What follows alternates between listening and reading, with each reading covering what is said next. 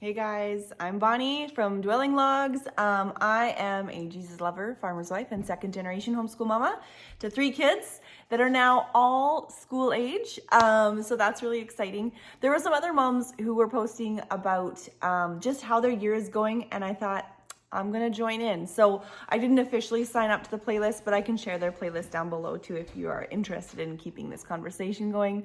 But yeah, I wanted to talk, my kids are all headed outside. The doors are slamming.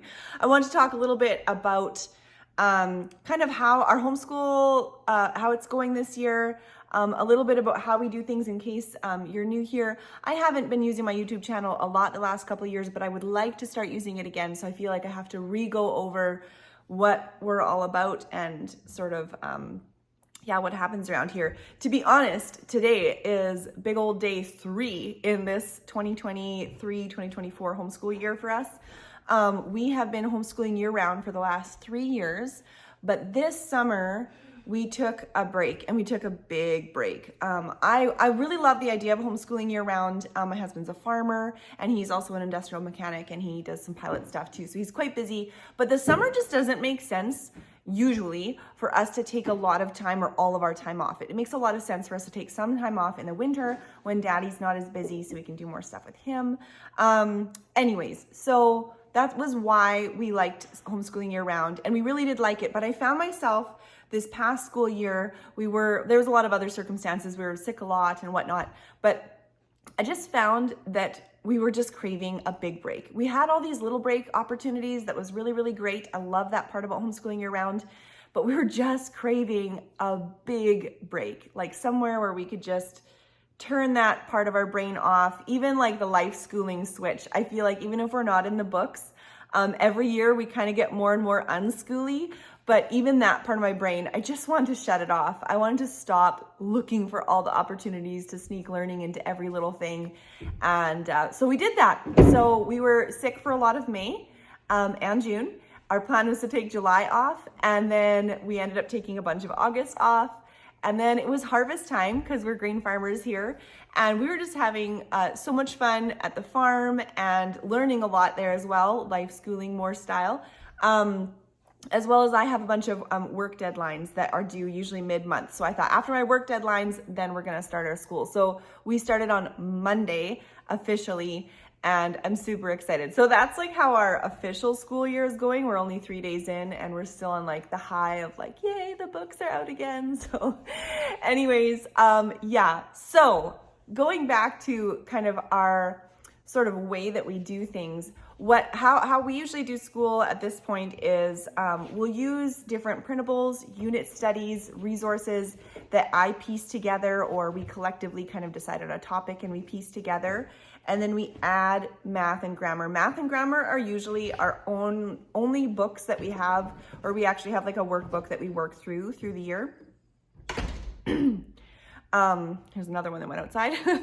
Otherwise, we just put together things. The thing is, I have a very creative brain, and I also like to make my own resources. I participate and I sell my products in these mega bundles. So I have a huge digital library from a lot of my favorite other creators that I pull from. I also love Gather Around Homeschool stuff. So sometimes we'll do one of their units. I usually save a Gather Around Homeschool unit for times when I'm busier and I don't have as much creative brain space, because Gather Around's very open and go.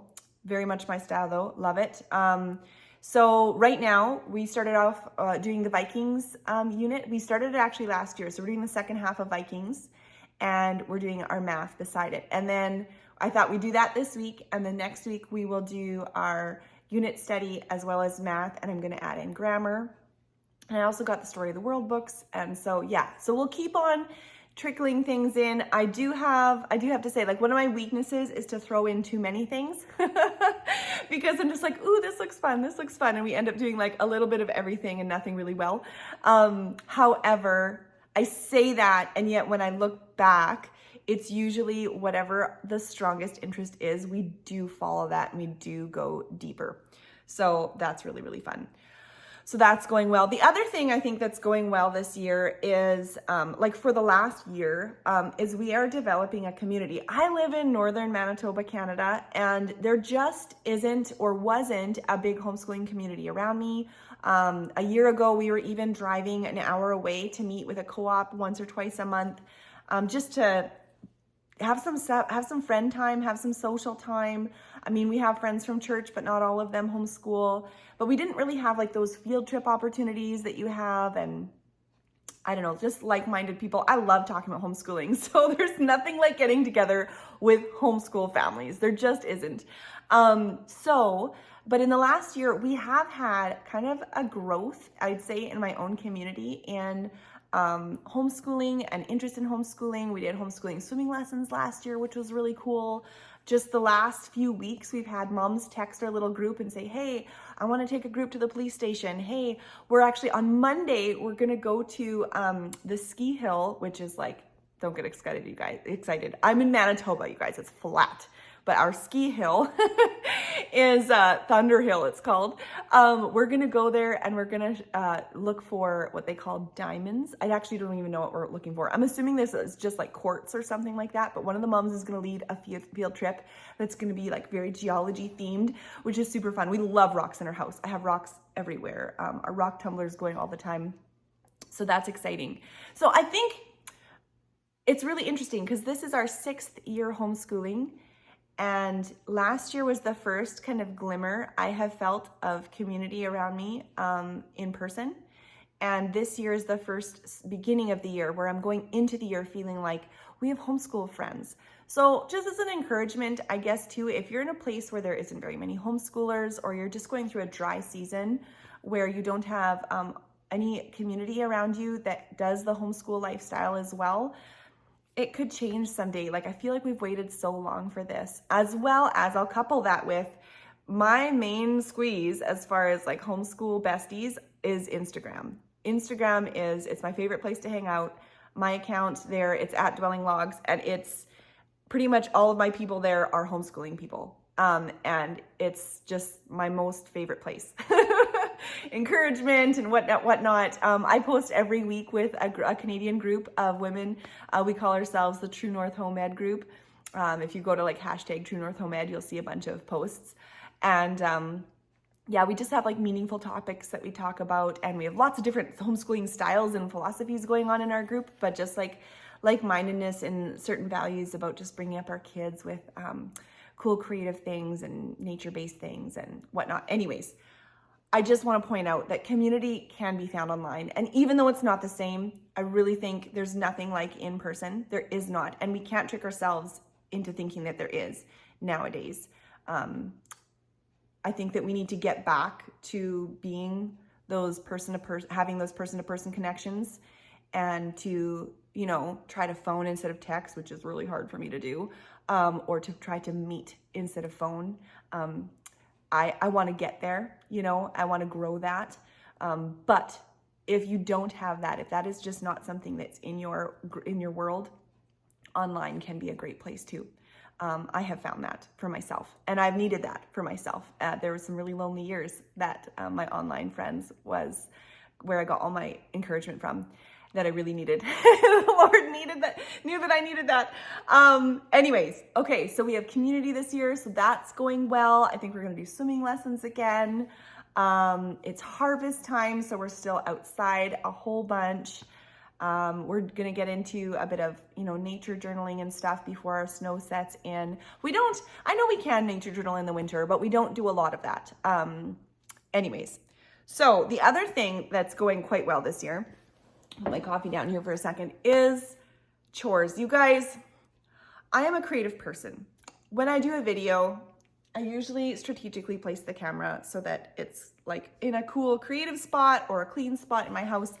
I am not a good housekeeper. I'm a good housekeeper, and if you came over for, if I knew you were coming over, you were gonna be my guest, I would tidy my house for you. It'd be great. But I am not a good housekeeper in that if you dropped by, it would be tidy. I like things to be clean, but tidiness is not my my strong suit. And therefore, chores and consistency with chores is not my strong suit.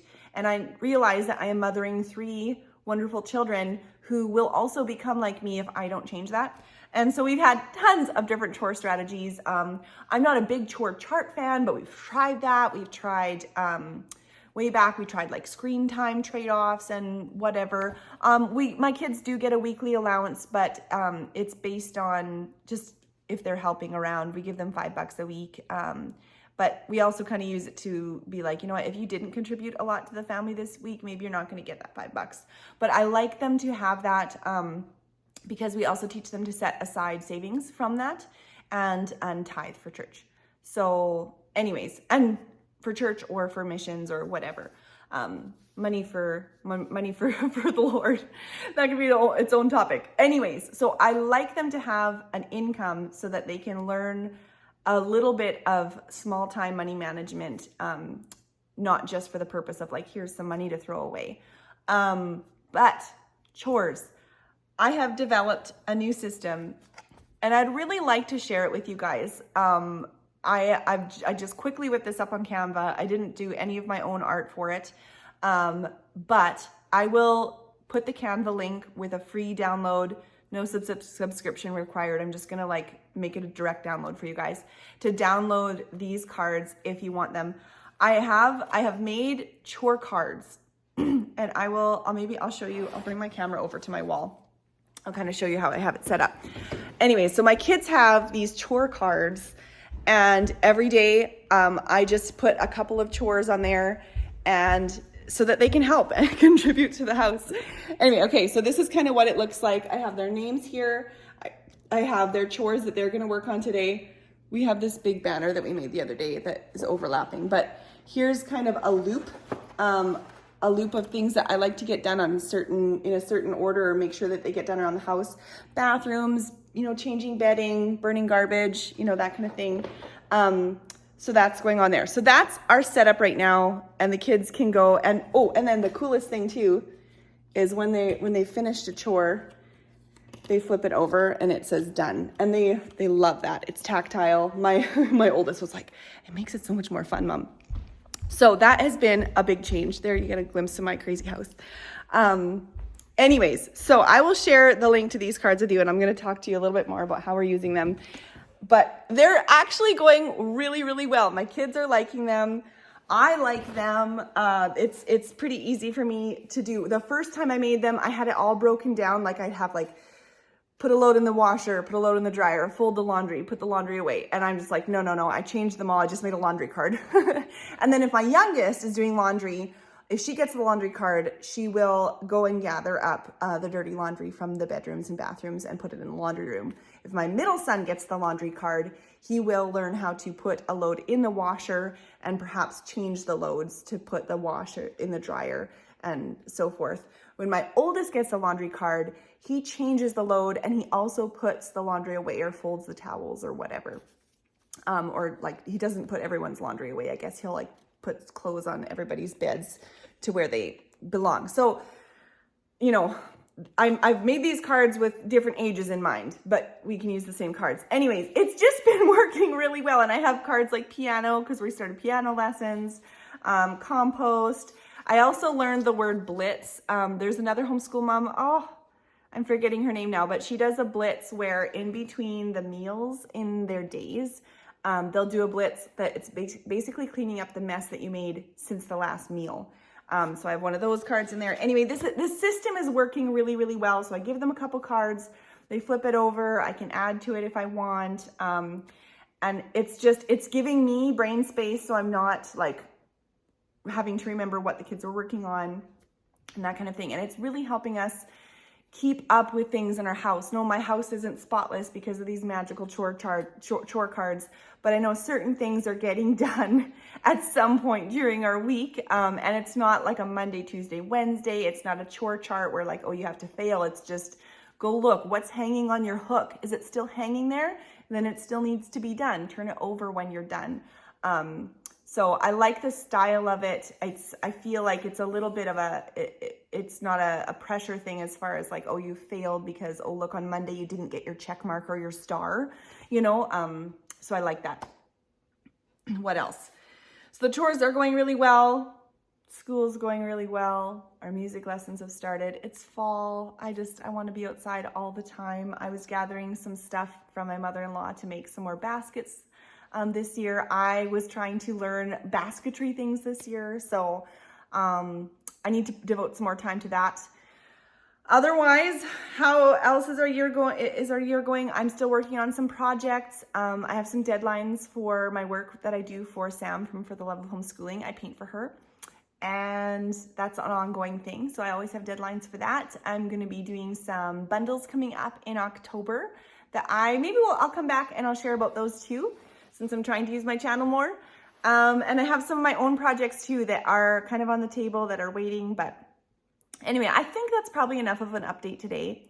Yeah, I kind of want to make these videos a little more regularly, a little bit more unscripted, unedited, because then I will do it more. The editing takes so much time. So I can just put this up raw. Here's an update. Thanks for the coffee chat. Grab my coffee again. And we just had a little visit, which was really nice. So that's how the year's going. Check out the description for the playlist link for the other moms who are talking about how their year's going, as well as the free chore cards if you're interested. If you're looking for a new system that might work for your family, I'm always looking for the new system. I feel like it's just like an ongoing thing that we try to manage. So until next time, we will talk to you later and see you. I was gonna say see you until next time. Keep fit and have fun.